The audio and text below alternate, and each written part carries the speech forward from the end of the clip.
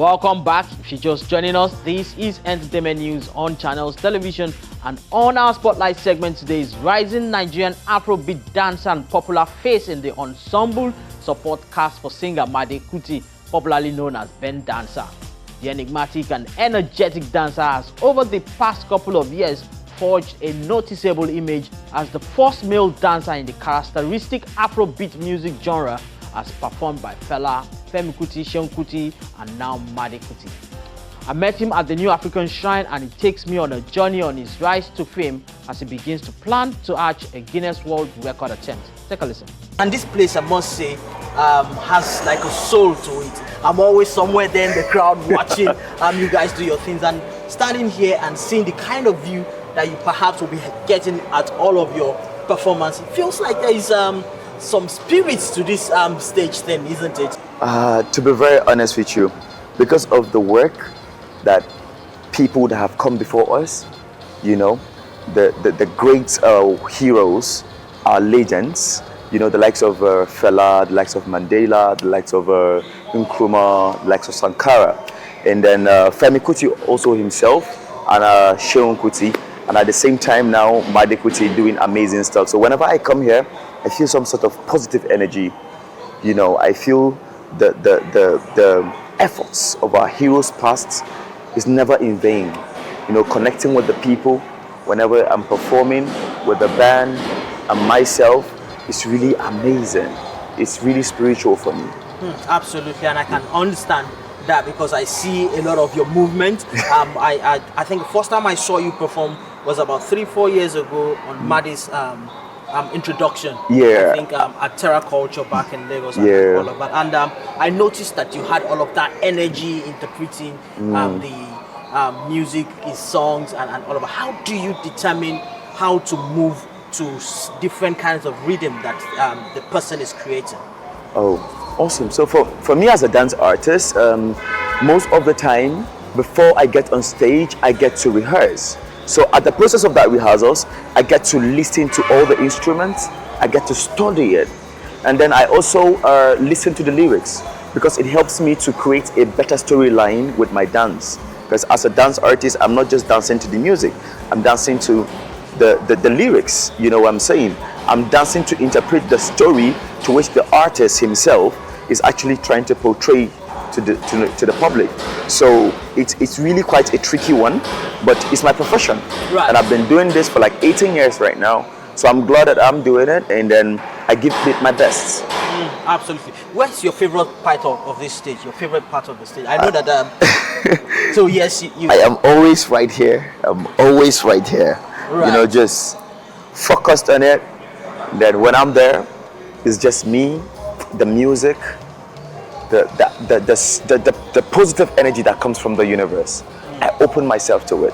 I absorb all that it comes with, and then it helps guide me to deliver my moves and my dance perfectly. And you have been described as the first male dancer in the Kuti dynasty and stuff. How does it feel being a lead and also a dancer amongst a lot of variety of women and ladies? You know, we know that the kind of music, Afrobeat in itself, is not only characterized by the beats, the performance and all that, but also by the dance. Dance itself. And the dancers are also mostly female, even from the time of Fela Anikulapo to the time of Femi. And now Made, we see the face of a male dancer in that sport. Do you feel out of space sometimes? I don't really feel out of space, because I am not just dancing as an individual. We're dancing collectively. You get what I mean? So as the ladies, they're doing their own thing, I am also doing my own thing. And at the same time, we now come together collectively to also dance. So sometimes I just feel like individually we're great people.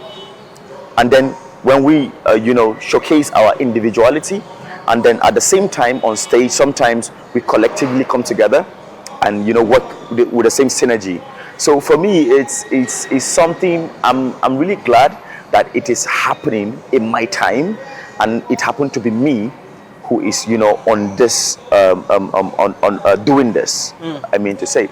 So while I am here, I'm grateful for the opportunity given to me, and I find joy doing this. Right. I find so much joy doing it. I find fulfillment, because for every time I dance, I'm not just dancing to the music.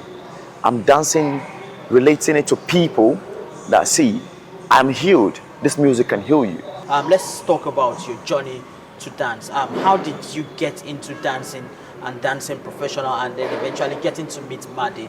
And also, you speak about how dancing healed you. How did it heal you? What did it heal you from? So right from when I started dance, my parents really didn't really understand what it was. So it was a really hard thing coming out and then them accepting.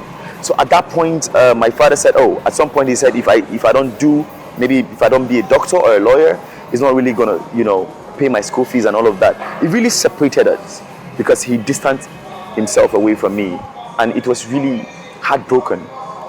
So on that part, you had no support. You were just all there by yourself. So the only thing I had to hold on to was a dance. And then sometimes I could tell you for free till day. Sometimes when I dance, I sometimes cry, because I just tend to heal from within. I just feel like this is my resting place. So that's how I find healing. So on the journey, sometimes I get peer pressure. So I don't drink, neither do I smoke. So you could imagine at some point, if I was not really healing, I could go depressed. Right. I could be depressed. So dance was my only solace, and that was the only thing that kept me going. And then meeting Made, the first time I met Made, I was just around the shrine, and then he was playing a particular note, and that note resonated with me, because I didn't just share it from the air of a listener. I connected with it spiritually, and then I walked into the shrine through my friend. One time, I was staying at his place close to the shrine. His name is Obinna. And then I walked up and I told him that, see, I would want to see the person playing the sound. You know what I mean? And then he said, okay, I think that's Made Kuti. So when I approached him, I said, sir, good afternoon.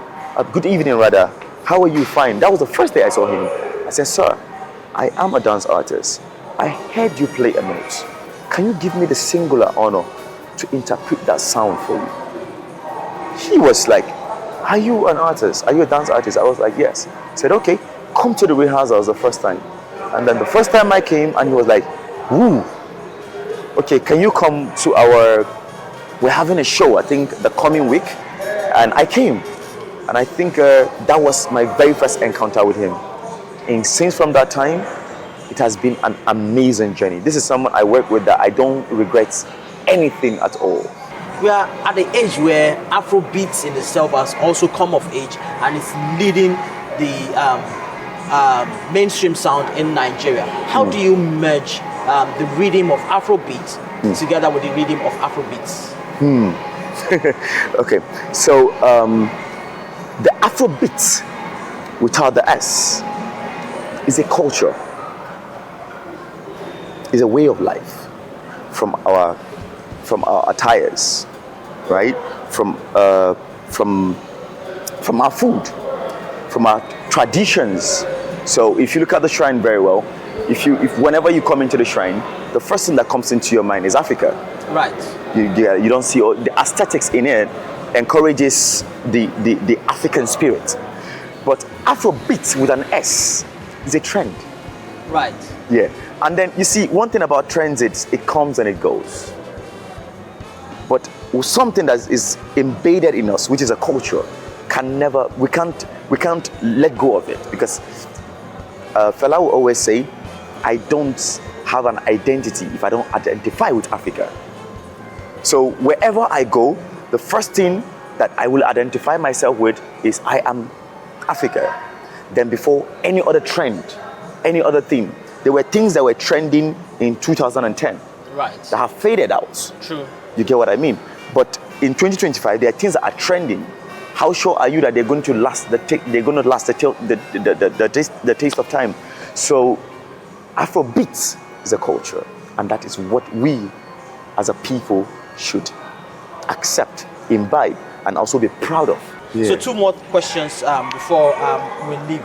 Yeah. And the first one for me is there are reports that you're eyeing a Guinness World Record attempt. That tell us what are you trying to attempt? What are you trying to do? What are you trying to achieve? Okay. What I'm trying to achieve, definitely, it's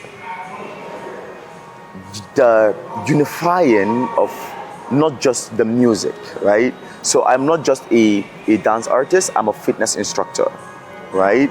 And as a fitness instructor, majorly what I encourage or what I preach is health. How to exercise yourself, burn out calories, and then stay fit, because a healthy life is a wealthy life. Right. You get what I mean?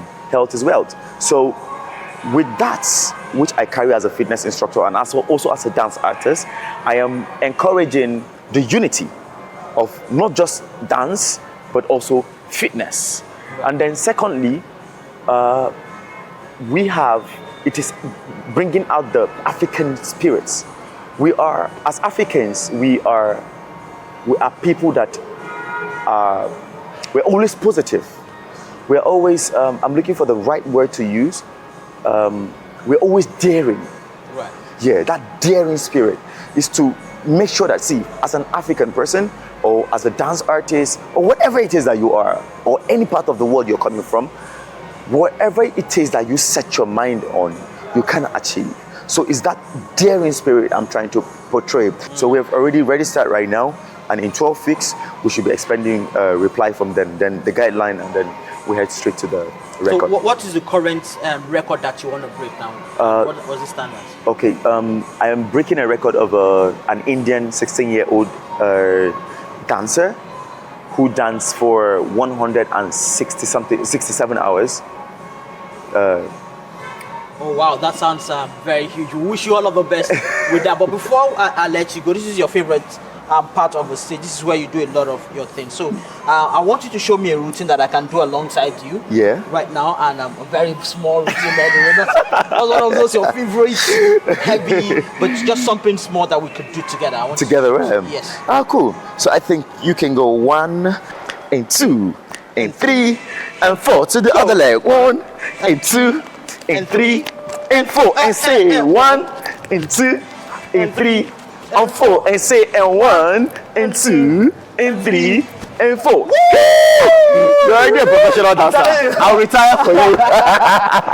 Thank you very much for allowing us to Mr. invade your space. It's a pleasure having you on. You're always welcome. Well, that's the show for today. Remember, you can join the conversation by engaging the social media handles showing on your screen. Thank you for watching. My name is Abidemi Dairu, and I'll see you again next time.